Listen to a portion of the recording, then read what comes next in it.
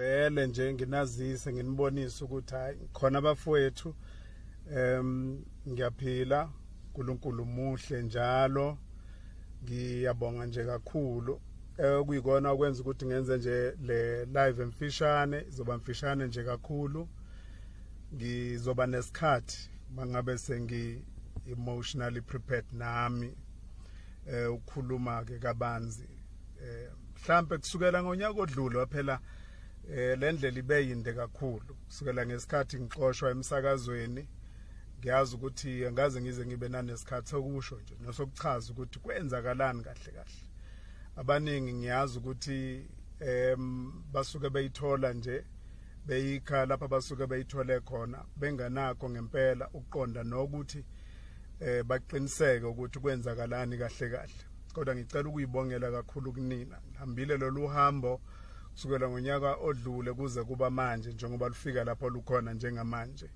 kodwa engikubonga kakhulu kinina bengazi usocial media ukuthi unamandla okumphilisa umuntu noma ukumbulala umuntu kodwa kulesi sikhathi engikubonga kakhulu kinina ukuthi ninginikeze amandla ninginikeze nethemba ningikhulekele nikhathazeke ngesimo sami engilokhu ngibe kuso nje kuona wonke lonyaka kuze kuba manje ngiyacela uNkulunkulu anibusise kakhulu ukuthi nje nikwazi ukushiya imicabango yezinto zenu izimo zenu enibhekene nazo nani kodwa nizobhekana nesami isimo kwangathi uNkulunkulu ngesikhathi nina nibhekene nesami isimo uNkulunkulu angabhekezenu ukuthi ngesikhathi nina nikhulekela impendulo yesami isimo uNkulunkulu aphendule ezeni izimo noma ngabe hlobo luni lwesimo okade usikhulekela kade usithandazela isikhathi eside uNkulunkulu kulesi sikhathi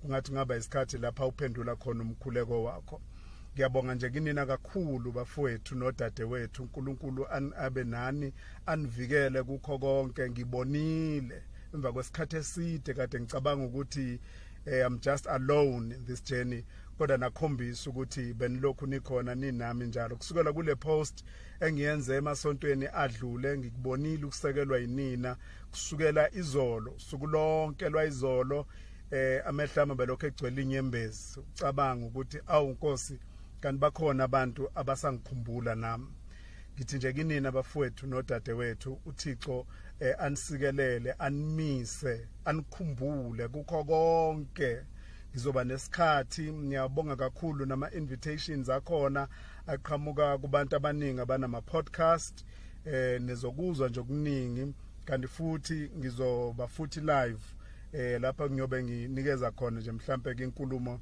evulelekile kodwa futhi kulesi sikhathi uyabona ukuthi ukuhlakanipha kwakho wena uwedwa kwanele uyabadinga abanye abantu ukuhlakanipha kwenu ninginikeze kona kakhulu kuma comments enu uma ngabe umuntu efunda lapha ya ama inboxes enisithumelela wona abanye abakwazi ukufinyelela kithina nangeincingo siyabonga nje kakhulu nezeluleko zenu siyathembisa futhi ukuthi siyaqinisekisa futhi ukuthi le company esayiqala ngoba sasinombono ocacile lowo mbono namanje siyakunikeza isiqiniseko sokuthi usazoqhubeka futhi ke ngokusekelwa yinina nangolwazi nezeluleko esenisinikeze zona impela sesiyazi ukuthi ayiyi emuva iya phambili ngiyabonga kakhulu ngani zakwethu uNkulunkulu nje aze angibusisele nina bengizele lokho nje kwanamhlanje imikhuleko yenu ngibonile iqinisa nanomndeni wami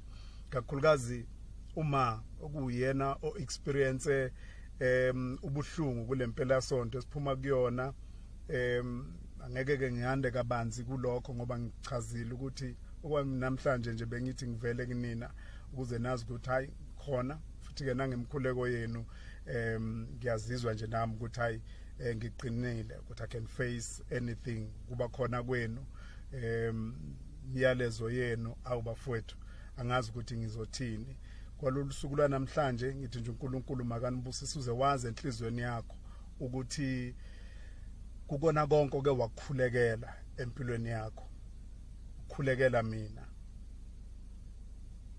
kufika esikhathini lapho bekade ngudinga kakhulu umkhuleko wakho kusekelwa uwe kanoma yiphi indlela kufika esikhathini lapho bengikudinga khona kakhulu kusekelwa nguwe. Ngifundile namhlanje ukuthi indeed ngaba kaNkulunkulu. Nginibonile namhlanje izwi likaNkulunkulu elithi yena wenza masu ukuthi loyo ngumlahlo emhlabeni angabe ngumlahlwa kuye. Mina ngilibonile liphila kumina liwubufakazi obucacileyo ngambona uNkulunkulu ekwenza kimi ukuthi loyo ngumlahlwa emhlabeni kodwa ngabe ngumlahlwa kuNkulunkulu. uNkulunkulu ke akayena uNkulunkulu ngaphandle kwabantu bakhe. ubuNkulunkulu bukaNkulunkulu bubonakala through abantu bakhe. Nenze ubuNkulunkulu bukaNkulunkulu babonakala kimi, babonakala nakubantu abazazi izimo zami engidlule kuzo nje kuze kuba namhlanje. Ngiyabonga kakhulu bafowethu. uNkulunkulu anisikelele abe nani. Ngiyanithembisa ngizobuya sizokhuluma nani, sizoxoxa nani. Ngiyabonga. Thank you so much. May the good Lord richly bless each and every one of you. Thank you so much.